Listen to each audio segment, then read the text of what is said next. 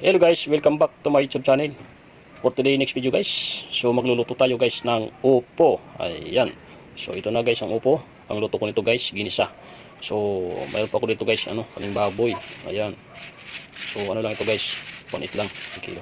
So mayroon tayo dito guys, ayan, ng tuyo. So maliit lang ito guys. So ipaparad ko ito, lalagyan ko diyan sa ginisa na upo. So mayroon pa tayo dito guys na ng sibuyas saka bawang.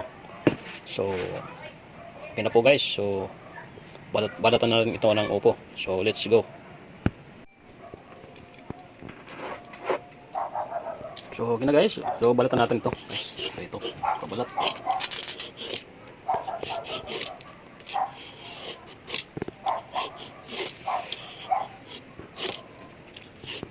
Yan na.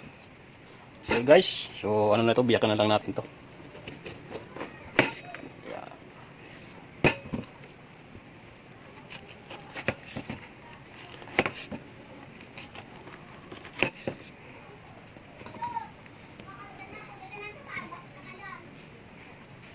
So ito guys, kasi maliit pa yung ng niya, yung mga buto.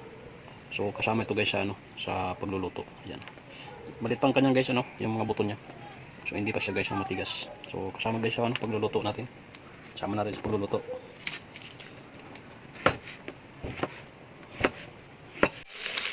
So guys, ito na po kaning baboy. Okay guys, yun na po ito yung naman ito. Try natin muna guys.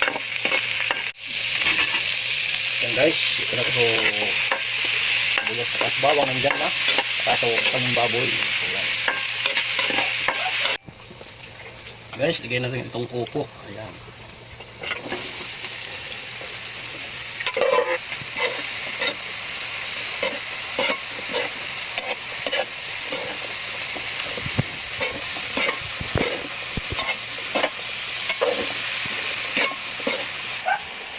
Guys, so takpan natin guys. Hintay tayo ng 1 minutes.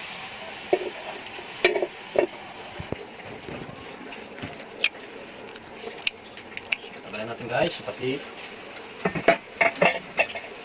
lagyan natin. So, lagyan natin guys ng tubig.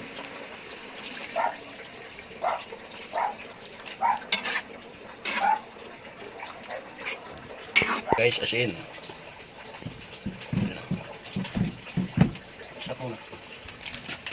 Magic sarap guys, lagyan natin.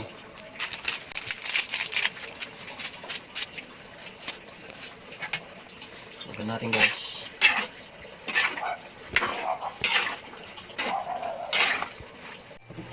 So tanggalin natin guys itong takip niya. Ayan, kumukulo na siya guys.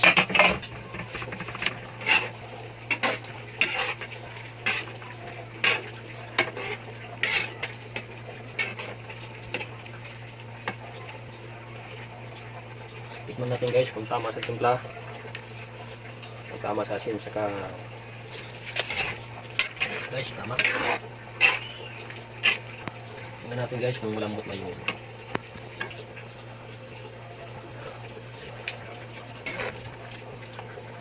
guys, malambot na. Lagyan natin itong dilis guys, yung tuyo maliliit.